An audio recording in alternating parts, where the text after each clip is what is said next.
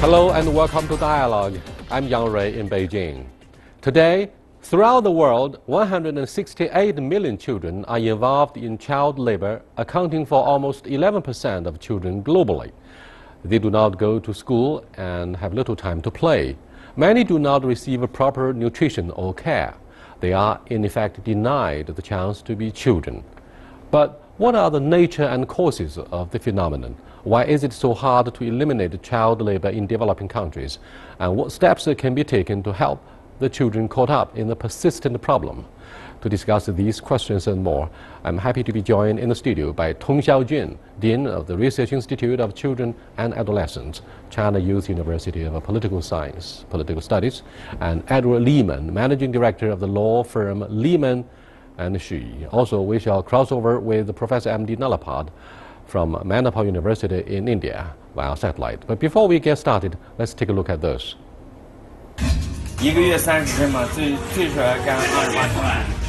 This video, which went viral on the internet, shows child laborers working overtime in Changshu.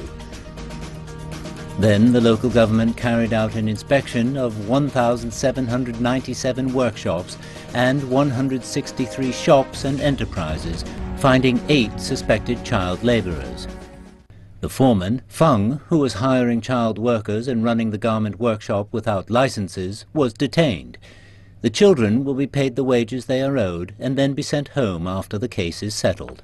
However, some people worry that their lives back home will be even worse. My older sister is studying in high school, which costs a lot of money without allowance. I don't study well, so it's better for me to give up schools to save some money for my family. Perhaps I cannot earn much by doing migrant job, but at least I can feed myself. Since 2012, there have been a total of 107 child labor cases in Changshu, involving 211 children. Child labor laws in China forbid employers from employing children under the age of 16 years, but the phenomenon still exists, alongside poverty and a considerable rate of dropping out of school. The child labor problem doesn't only affect China, it's a worldwide issue, especially in developing countries. India is home to the largest number of child laborers in the world. A 2015 report by the International Labour Organization puts the number of child workers in India aged 5 to 17 at 5.7 million, out of 168 million globally.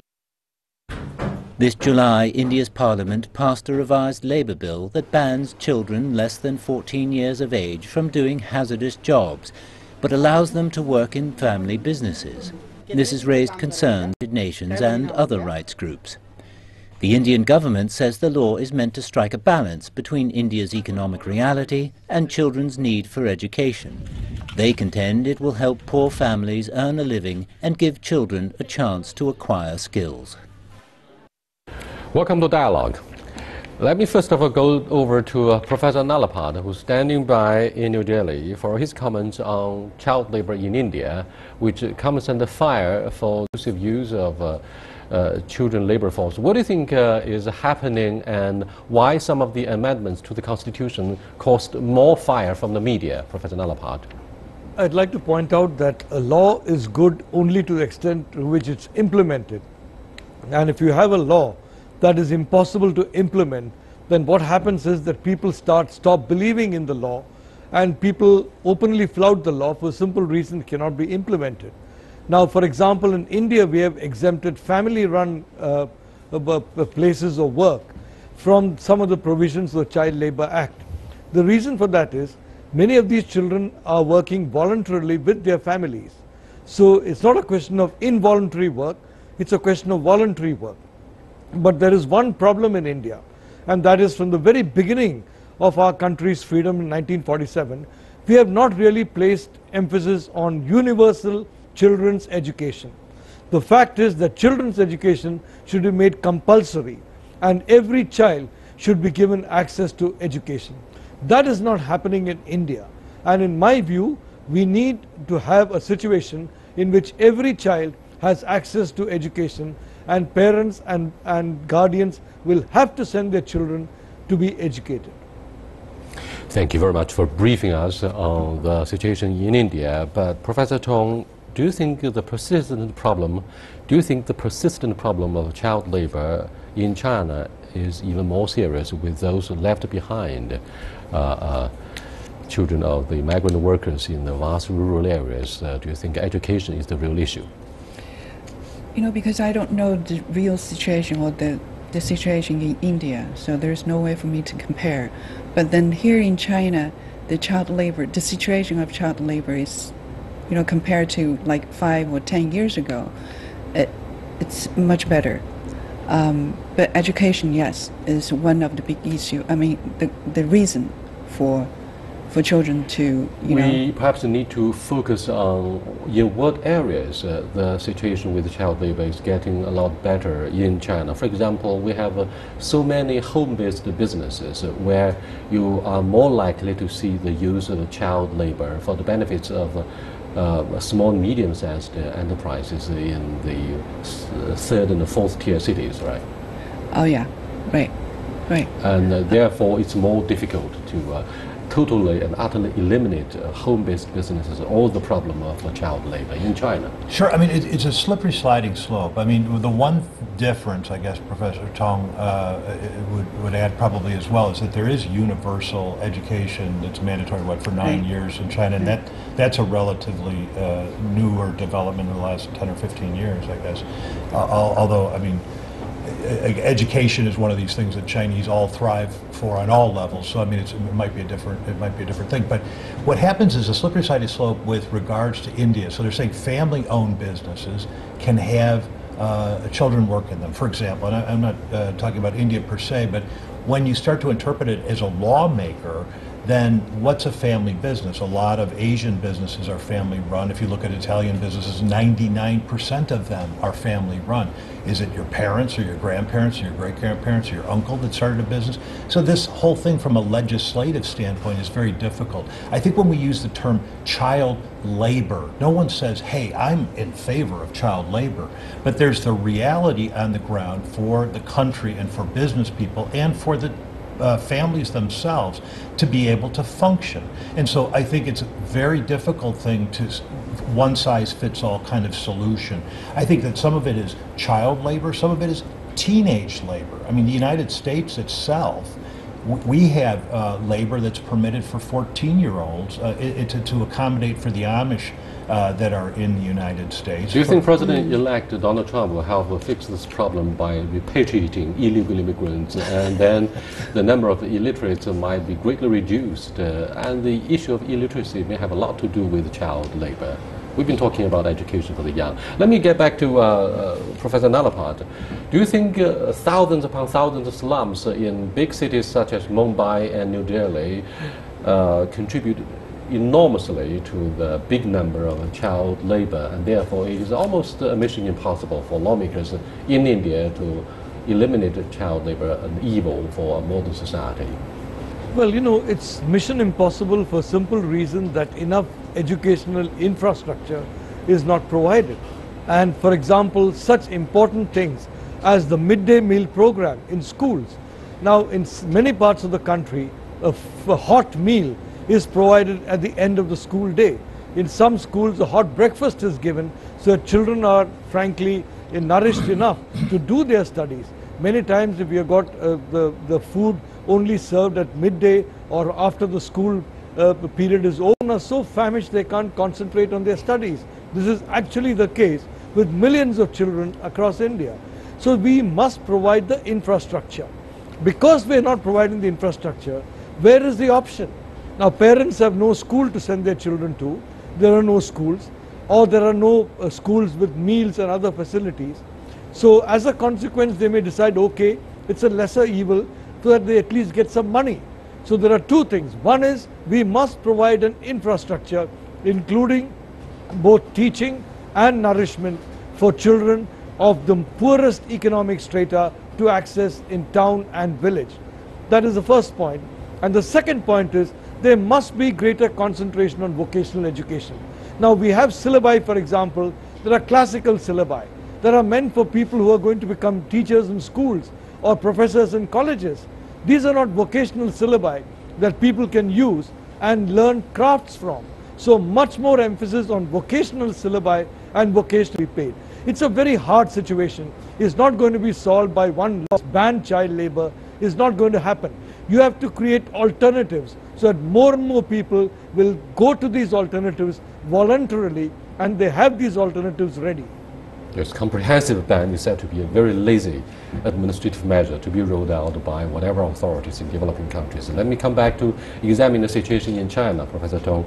Recently, a video showing child laborers working overtime in a garment workshop in China's Changshu city went viral. The local government took action immediately, and the foreman of the workshop was detained. Although child labor is forbidden, clearly the problem still persists. Why? It's very much more related to poverty and education, as I said before. When we say poverty, means in those poor areas, because the families, the parents, would go out to work for a better life, and then the children are left behind, and then no very good guardianship. So for them, very much easy for them to drop out from the school. The ugliest story, or perhaps what has contributed to the nasty side of the left behind the children, is the suicide of some of the farmers with the use of pesticide in rural areas. We saw such tragic stories flooding some of the front pages. But don't you think we sound a little bit pessimistic about finding any solution to the dilemma there? I should say, you were talking about guardianship. Yeah, right. Parents won't go back from the more prosperous coastal areas. Right. I don't know whether you are aware of the national action taken, how to say that, recently. From the beginning of this year until now, the Ministry of Civil Affairs, they launched a kind of campaign on provision of good care for left behind children. And first thing they have done is to try to figure out exactly how many left behind children we are in our country. And then I think 2 weeks ago, the ministry had a press conference, and then before that, the research, academic studies show that the number of left behind children in our country is, let me see, it's 61 million left behind children. Professor Nalapad, what's the situation in India about left behind children? Do you also have the same issue of migrant workers who are wrestling with the issue of survival, leaving behind them children in their million who desperately try to work through whatever methods to keep them alive? Well, in India's sociology, parents generally want to have their children along with them, and so we have this phenomenon in India of urban slums, in which you have atrocious work conditions for living, but the entire families are brought together. That is, the husband, wife, and their children stay together in a very cramped atmosphere. Generally, parents want to bring their children along and not leave them behind in the care of relatives or even grandparents. In fact, many parents would like to bring also grandparents along, because sociology in India is still the lure of the joint family. The lure of the entire family staying together is still strong, even though modern commerce is now making families more and more nuclear. The problem we have in India is that we have a bureaucracy that is 100% composed of bureaucrats, so that they don't allow anyone from outside to come with any kind of solution that is seen as innovative, and which is not seen as, frankly, the same kind of consistency, the same kind of, if I may say so, of sameness of the bureaucracy. I'll give you an example. Now, in many of the schools that we have in India, of the poorer areas, there are very few teachers, sometimes one teacher for an entire school. And this teacher, poor chap, is spending most of his time in trying to keep himself alive, rather than the children. Now supposing you had an innovative scheme in which you'll give an income tax break of 5 years and tax breaks to the company that employs people who come back from say 2 years or 3 years teaching this kind of child, you might find a lot of people who are well educated, high quality, going to rural areas and going to poorer urban areas and teaching children. Because a good teacher will spark an interest in the child for self-improvement. A good teacher can talk to guardians and show the potentiality. Now when you have a system in which frankly you pay your teachers next to nothing, you don't incentivize good people to come on temporary stints, but you don't allow them to come, then you have a problem. This is not a problem without a solution, but the solution needs innovative ideas, and unfortunately in India, our bureaucracy hasn't come up with innovative ideas for a very long time. Thank you very much. Ed, what do you think of the issue of slums in China with such a rapid process of urbanization over the past 3 decades? To my knowledge, we have basically fixed the problem of slums in most of the first, second and third tier cities, and therefore it's more about left behind children in the remote rural areas. Well, it is, and I mean the difference between, I guess, India and China, so let's unpack the problem. The problem starts with, okay, number one, the family unit. It's not necessarily about who's paying for hot meals in India or who's paying for hot meals in America. It's the family unit. If the mother and father are making a meal for their kids and have sort of planned this out, then you don't need to do that. The problem here is the hukou system, or the family book system, doesn't allow, I'm not saying the problem, but one of the issues, if you unpack it, doesn't allow for people to legally migrate from one city to another and then therefore get their education and their insurance in one city to another. Now that's not an issue apparently in India, it's not an issue in the United States. This would keep the families together. So when we ask about whether there's slums here or there's no slums, I would say the answer is I don't see them. They might have been here sometime during the time I've stayed here, but not now. And there's a big cleanup, which also is a real estate problem too. So I mean, it's such a well-packed issue that we talk about child labor, and it's so interconnected with the very fabric of a lot of other things, welfare benefits, schooling in urban areas versus rural areas. But if there was free movement, then I think that the Chinese are like the Indians in as much as they would like to have the family units together on all generational issues. So I don't think that that's the issue. I think the issue is trying to find or define what is training, okay, and what is legal training for teens, and what is just pure child labor. The other issue I see as a problem is, let's look at the employers and let's make a penalty for the employers that is something that is draconian and that is severe. Right now, I think the penalty, it's 600, no, it's like 600 RMB, I think, per month or something like that, that you've employed these workers. That's not really a penalty.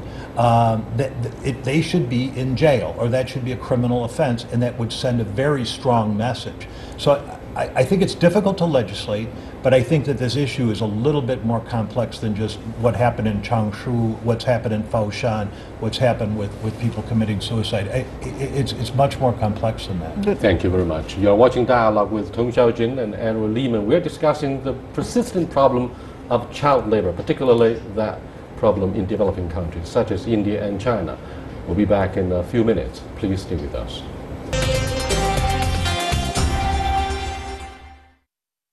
Welcome back.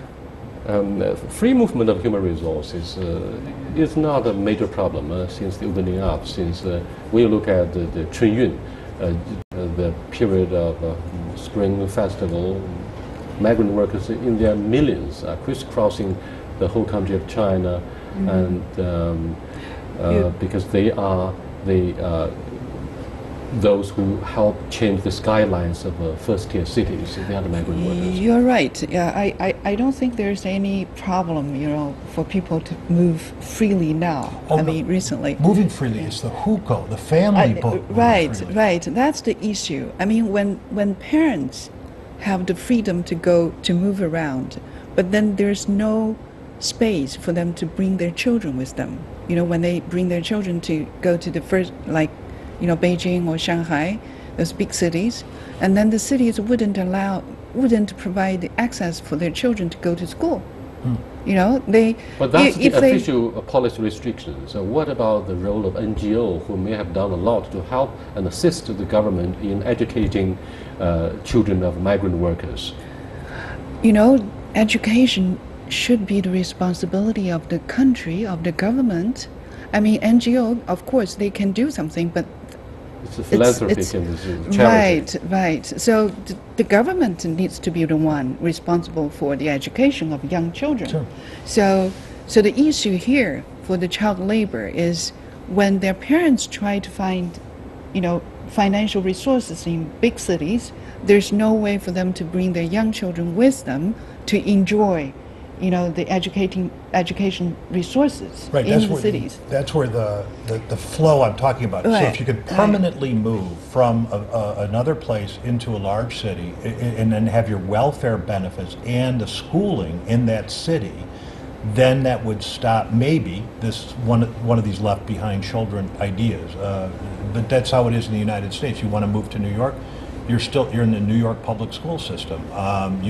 There's no permission. You're even an illegal alien. You're a foreigner. You're an immigrant. You have no paperwork whatsoever. You may still go to a free public school in the United States. You know, we've been pretty tough and critical of child labor. However, in 2014, Bolivia, a small country in Latin America, became the first country to legalize child labor, reduce the age of employment from 14 years old to just 10.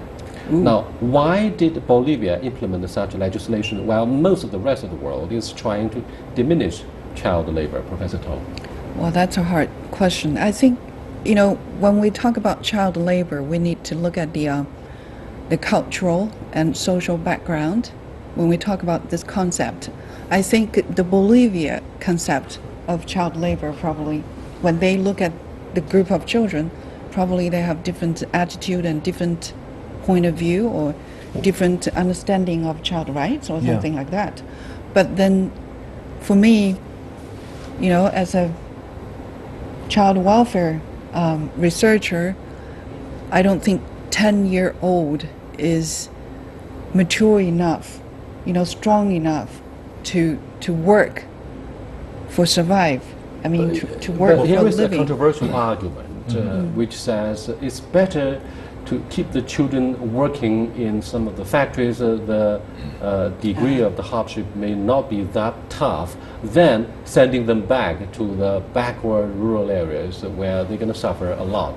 But what do you think of this controversial the counter-argument? Well, okay, with regards to Bolivia specifically, so Bolivia's chief export is tin, okay? They don't allow children to work in the tin mines. I did look into some of this research over the course of the time. A fellow from Chile was the head of the International Labor Organization, which is right there in South America. With regard, they believe that it is integrating them in the greater society as a whole. So it's looking at things differently. As someone myself, I started working in a part-time job when I was 10 years old, and that was considered to be acceptable. And I did that throughout my, middle school and then were into you high school. paid? Yes, I was paid. Did you follow the law? Yeah, I followed the law. I mean, that was what the law was back then. But that was common for folks to do that. I worked at a golf club. I mean, caddying. I was a big kid. But my point is that they believe that it's integrating something in with the society. Because when you start talking about age and children, age 14 is the age of consent in China, in Japan, to be able to have relationships with the opposite sex. That seems to me to be a rather young age. So it's different than 16. So when we start talking about ages and we talk about societies and cultures, it becomes extremely difficult for us to judge it from a huge distance. When we talk about labor, we're talking about someone who are mature enough, as I said, and old enough to be able to work. But do we have a universal standard of judging the maturity of a child labor? I don't think there is a universal one, but there should be some bottom line, I think. Yeah. But what about any standards from the International Labor Organization? Yeah, I mean, there are standards with the International Labor Organization. Again, these provide framework agreements and whether Right, the right. local laws, I mean, within the country and within parts of the country, whether they're actually going to be, and it goes back to even what they said about India. You can write all the laws you want, you can give all the orders you want, but if people aren't going to follow them, if it's, and this goes back to the economics of the issue, with regards to Bolivia, the Bolivian government has come out and said, hey, that's 15% of the labor force. They're saying that economically we need them in the workforce, okay? They're not asking these big issues. If you talk about Maslow's theory of hierarchy, about what we need as humans, we need food and shelter first, and then we get up to things like love at the top of the pyramid. Well, in certain countries, maybe Bolivia, they are just at getting food and shelter and trying to make it live, okay? And maybe in more developed countries it's different. But when we look at developed countries, we also have labor. When you watch television and you see, or movies, and you see children there, those are children who are involved in labor. They are actually actors and actresses that are paid money. And so, I mean, these kinds of issues exist. Yeah, I think, you know, I want to say, you used the word persistent issue, right? Problem. The issue is that, you know, the level of economy is one thing. Like Bolivia, probably the level is lower than what in China, So China with a higher level of economy, so the standards for the children, I mean, who should, you know, what is the age or the bottom age or the youngest age for them to go to the workforce need to be higher than that. And for those developed countries, I think economically and socially developed countries, there should be a universal standard. Like that's the ILO, I mean International Labor Organization, are promoting. They're promoting that, but they don't have right. the teeth. They're No. just an organization. They're like a large NGO, a large kind of government, right. and they say, hey, China or United States, please adopt. We've got Right. some real smart people that have Right. come up with these Right. guidelines, these laws, but they're not enforceable in an international stage. I think as Ed said, you know, in China, we don't need, you know, children to be involved in labor force. You know, we have enough labor, adult labor, to be in the market or to be in the economic activities to make this country to move forward. So the young people needs to be, they have the resources in China to enjoy their childhood and to play and then to accumulate knowledge they need to, you know, to know, and then to learn the skills and, you know, to be able to enter the supermarket, I mean the market in a better problem position. with the sunshine policy of giving children more time to play and entertainment. However, what about those abandoned corners, the businesses where you fail to have sufficient oversight? So the second thing I want to say is the enforcement system. So you have the law and you have the public awareness, but then, you know, there are always a group of people who are, you know, who want to make more money as much as possible, and then the young children, of course, they're cheaper, right? They pay less, and then to make the job done. So those lucrative people, they always want to have children to work for them to make more money. So children are the what? Are the victims in that situation. So the law enforcement system needs to be in place. And then here in China, that's something, I think the Indian professor mentioned that too. Well, thank you very much for being a part of this discussion about child labor, an issue that should not be underestimated any longer. I'll see you next time. Goodbye.